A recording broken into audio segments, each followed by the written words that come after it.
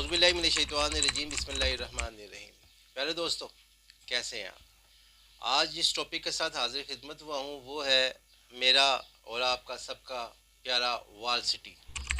वाल सिटी जिससे मुझे ज़ाती तौर पर उनसियत है, क्योंकि ये वाल सिटी अंदरून शहर मेरा शहर है। मैं यहीं पर पैदा हुआ हूँ, यहीं पर पला बड़ा हूँ। वकालत की डिग्री भी मैंने यहीं से पास की। अंदरून शहर में जो रंग महल का इलाका है, यहाँ पर रंग महल मिशन हाई स्कूल, यहीं से मैंने मैट्रिक किया। और मैं अंदरून शहर की बहारें देखता देखता आज उम्र के इस हिस्से पर आ पहुंचा हूँ। लेकिन अब दिल बहुत अफसरदा है, कुछ किसी बात पर दिल बहुत परेशान है। थोड़ा सा कुछ ऐसा फ्यूचर के बारे में कि अंदरून शहर के साथ क्या सलूक हो रहा है, अंदरून शहर क्या क्या कसूर है। हालांकि अंदरून शहर एक इंतहाई खूबसूरत जगह है, एक इसके रहने वाले लोग इंतहाई खूबसूरत है, बहुत चाहने और प्यार करने वाले हैं। अंदरून शहर की अप्रोक्सीमेटली 2500 बारीक और तंग गलियां हैं, जिनका अलग अलग अपना ही हुस्न है। और अंदरून शहर आज भी अपने हुस्न की वजह से पूरी दुनिया में जाना और माना जाता है। अंदरून शहर की इस खूबसूरती को कायम रखने के लिए बाकायदा इदारा तख्लीक किया गया, जिसे वाल सिटी का नाम दिया गया। वाल सिटी जो इदारा है, इसका बाकायदा वाल सिटी का एक एक्ट बनाया गया, जो कि 2023 में अमेंडमेंट के साथ इसको फिर से रीशेड्यूल किया गया है। लेकिन ये वाल सिटी का जो इदारा है, होना तो ये चाहिए था कि वो हमारे लाहौर के हुस्न को, जो अंदरून शहर का हुस्न है, इसको चार चांद लगा दे। लेकिन इसके कुछ ऐसी खराबियां हैं जिसकी वजह से वाल सिटी का जो हुस्न है वो ख़राब हो रहा है, वो तबाह हो रहा है, वो बर्बाद हो रहा है। पंजाब का दिल लाहौर है, लाहौर का दिल अंदरून शहर है। इस अंदरून शहर जो कि तजारती हब है, इसमें शाह आलम मार्केट है, इसमें रंग महल है, इसमें एक पूरा एक 12 दरवाज़ों और एक 13वीं जो मोरी है, इसका जो मोरी दरवाज़ा जिसे बोलते हैं, इसका एक हुस्न है। इसको कायम करने के बजाय, इसको बहाल करने के बजाय, इसको बेहतर करने के बजाय ये ख़राब हो रहा है। बल्कि अब एक हाल ही में एक मनसूबा, लहर मनसूबा बनाया गया है, जिसका मकसद जो है वो वाल सिटी को खूबसूरत बनाना है।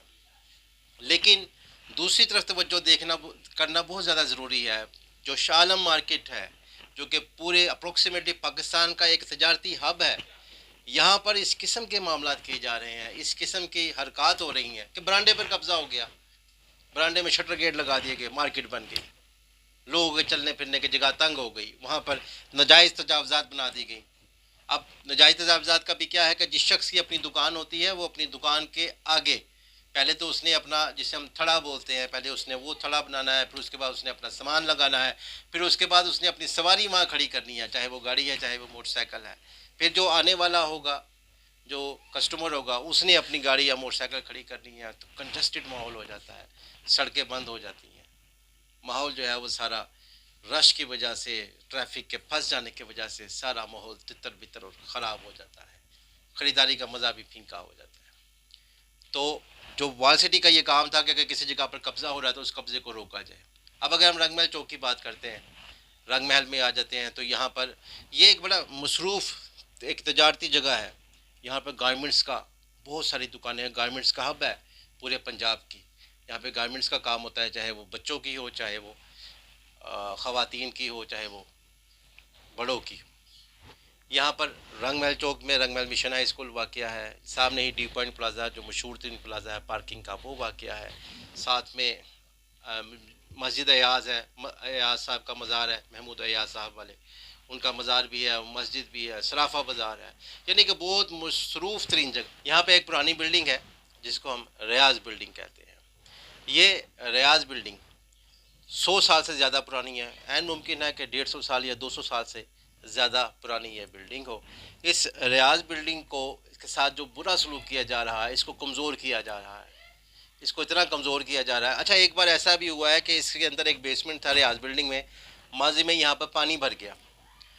अब पानी भर जाने की वजह से क्या हुआ कि जब माजी में यहाँ पर पानी भरा, तो जब पानी भर गया तो पानी के निकास का कोई रास्ता नहीं था। अब जब चूँकि निकास का कोई रास्ता नहीं था, तो फिर क्या होना था, बिल्डिंग ने कोलैप्स कर जाना था। और अंदरून शहर की जितनी इमारतें हैं, अगर एक इमारत गिरेगी तो इसके साथ में दूसरी इमारत का गिरने का 90% चांसेस होते हैं, क्योंकि ये इमारतें एक दूसरे के साथ कोलैप्स करती हैं। लेकिन भला हो, उस वक्त के जो मुतलका इदारे थे, मौके पर पुलिस पहुंच गई, रेस्क्यू इदारे पहुंच गए, उन्होंने पानी को वहाँ से बाहर निकाला। अब भी ऐसा ही है।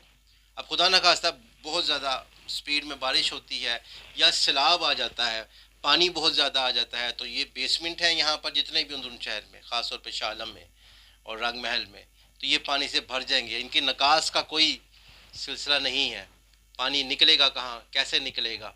और अगर पानी इन बिल्डिंग्स में भरा रहेगा तो बिल्डिंग्स कोलैप्स कर जाएंगी। इसके अलावा ये जो रियाज बिल्डिंग का मैंने जिक्र किया, इस रियाज बिल्डिंग के नीचे मज़ीद बेसमेंट खोले जा रहे हैं, इसमें लिफ्टें लगाई जा रही हैं। पुरानी बिल्डिंग है, नई बिल्डिंग नहीं है। इसके बिल्डिंग के पीछे से कुछ बिल्डिंग्स परचेज करके इस बिल्डिंग के साथ में अटैच की जा रही हैं। अब ये सारी जो ये कलेक्टिवली अगर देखा जाए तो इन सारी चीज़ों को, जब इसमें लिफ्टें लगाई जा रही हैं, इसमें मज़ीद बेसमेंट खोदे जा रहे हैं, इसमें जो बरांडा है उसके नीचे से भी खोद दिया गया, जो सरकारी जगह है उसको भी नीचे से खुदाई शुरू कर दी गई। तो इस वजह से ये सारी बिल्डिंग वीक हो रही है, कमज़ोर हो रही है। इसी तरह से और बहुत सारी बिल्डिंग है जो रंग महल में, शालम मार्केट में, उनको कमज़ोर किया जा रहा है। वाल सिटी जो अथॉरिटी है, अभी इसकी एक नई चेयरमैन आई है, उनको चाहिए कि वो इस पर सख्त एक्शन लें और जितनी बिल्डिंग इस तरह से बनाई जा रही हैं, जिन बिल्डिंग्स को खोखला किया जा रहा है, उनको फिल फोर्स सील किया जाए।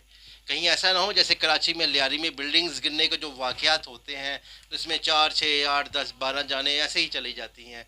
कहीं हमारे अंदरून शहर में भी ऐसे मामला होना शुरू हो जाए। इसलिए ज़रूरत इस अमर की है कि वाल सिटी होश के नाखून ले, बजाय इसके कि कोई वाक़या रूनुमा हो जाए जिसके हम भरपाई भी ना कर सकते हों, और वो वाक़या रूनुमा होने के बाद फिर हम कोई एक्शन ले, तो इससे ज़्यादा अच्छा है कि कोई भी वाक़या होने से कबल हम इस मसले की तरफ तवज्जो करें।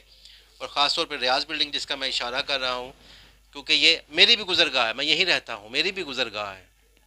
ऐसा ना हो कि वहाँ से गुज़रने वाले लोगों के लिए भी ये परेशानी का पेश खैमा बन जाए। अब चूँकि यहाँ के रहने वाले लोग इंतहाई खूबसूरत हैं अंदरून शहर के, अब माहौल कुछ ऐसा बनता जा रहा है ड्यू टू डैट बिल्डिंग्स और अदर वजूहात, एक रश की वजह से, कि लोग अपने अपने घर बेचकर यहाँ से जा रहे हैं कि किसी और जगह चले जाएं। यहाँ पर पहले जो एक बड़ा अरसा यहाँ पर रहे हैं कामरान लाशारी साहब, डीजी वाल सिटी, अब मलिहा रशीद साहिबा जो है वो डीजी वाल सिटी हैं। इनसे हमारी गुजारिश है कि इस मसले की तरफ स्पेशली तवज्जो की जाए। ये चूँकि एक तजारती हब है, इसके साथ एक जो खिलवाड़ हो रहा है, इसको जो है रोका जाए, क्योंकि जो ताजिर होता है वो बसा औकात अपने तजारती मकासद में इस कदर मगन हो जाता है कि उसको अंदाज़ा नहीं होता कि व्हाट इज़ डूइंग, कि वो क्या कर रहा है। तो लिहाजा इदारे को एक्टिव होना चाहिए, इसको फ़ाल होना चाहिए। कुछ ऐसा ना हो कि कराची या सिंध जैसे वाक़यात यहाँ पर रूनुमा हो जाएं, किसी कीमती जाने का अंदेशा है। ऐसा ना हो कि कुछ ऐसा अमर हो जाए, क्योंकि ये बिल्डिंग्स जो भी बनाई जा रही हैं ये बगैर नक्शे के बनाई जा रही हैं, कोई नक्शा पास नहीं हुआ किसी वाल सिटी अथॉरिटी से। ये एक बहुत बड़ा एक फेलियर है कि जो भी बिल्डिंग बनती है वो नक्शे के साथ बनती है, लेकिन यहाँ पर नक्शे के बगैर, और ये नक्शा जो है ये वाल सिटी की अथॉरिटी अप्रूव करती है, अगर वो नक्शा उनके पास नहीं है तो उस बिल्डिंग को सील कर दिया जाता है, लेकिन यहाँ पर ऐसा कोई एक्शन नहीं लिया जा रहा। सो मैं उम्मीद करता हूँ कि वाल सिटी ऐसी बिल्डिंग्स के against should be take a serious action. और आज के लिए इतना ही, फिर किसी अच्छे टॉपिक के साथ हाजिर खिदमत होगा। अल्लाह हाफिज़।